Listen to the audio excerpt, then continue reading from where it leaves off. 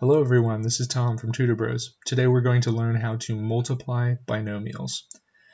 Just as a reminder, a binomial is any expression with two terms in it. So in this first example problem we have x plus 6 and x plus 2, both of which are binomials because each of those expressions has two terms in it. So we're going to multiply them together using a very common method, which I've outlined over here, known as the FOIL method. FOIL, F-O-I-L, is just an acronym which stands for the words first, outside, inside, and last.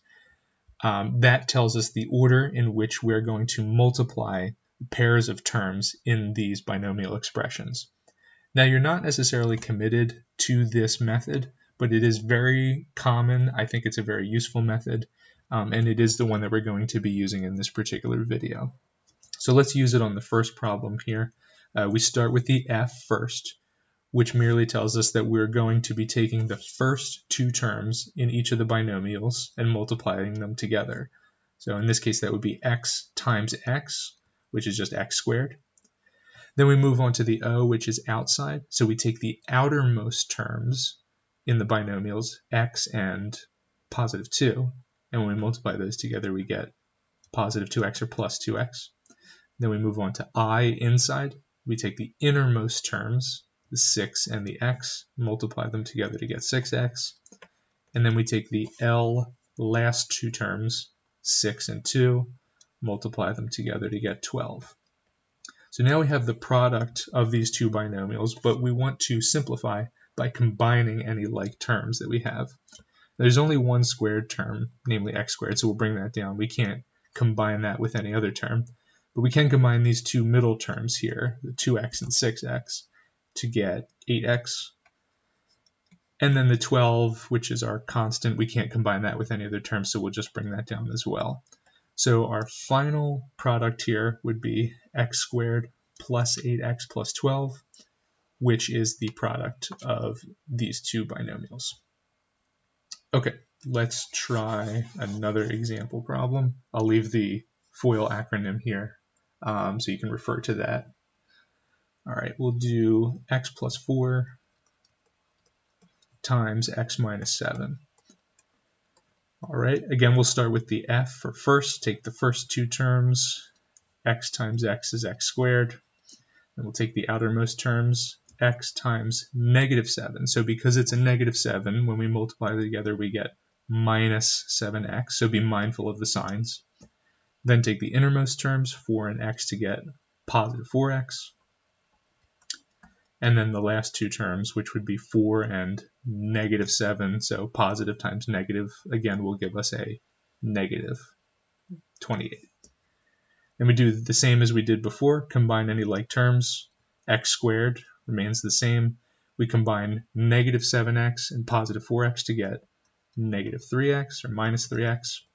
And then we bring down the constant, which we can't combine with anything, minus 28. So our final answer here would be x squared minus 3x minus 28. Okay, let's do one more. Ready? So we'll do x minus 3 squared. Now this one's a little bit different from the previous ones because this one, at first glance, it only seems as if we have just one binomial, but we're raising it to the second power. So how do we use the FOIL method to solve this particular problem? Now, one very common mistake that students will make is they will just throw out the FOIL method entirely and they'll distribute the squared to each of the terms inside the parentheses. So they'll just square the first term to get x squared and then square the second term to get minus 9 or plus 9, depending on how exactly they do that. But neither of those methods would be the appropriate way to solve this particular problem. So what we have to keep in mind is that when we are squaring something, what we are doing essentially is multiplying that thing by itself. So if I'm squaring the entire expression x minus 3, I'm multiplying x minus 3 by itself. So I can rewrite that in expanded form, which I'll do now, as x minus 3 times x minus 3. So now we've got a problem that looks similar to the ones we were just doing a moment ago, where we have two binomials multiplied together, and then we can apply the FOIL method as we did before. So we'll take the first two terms, x times x would be x squared. Outside terms, x times -3 is -3x. Inside terms, -3 times x minus 3x. And then the last two terms, -3 times -3. So since they're both negative, if we multiply together, we get +9 plus 9. And then we combine our like terms again.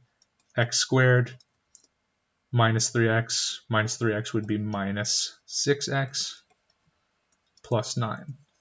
So our final answer here would be x squared minus 6x plus 9.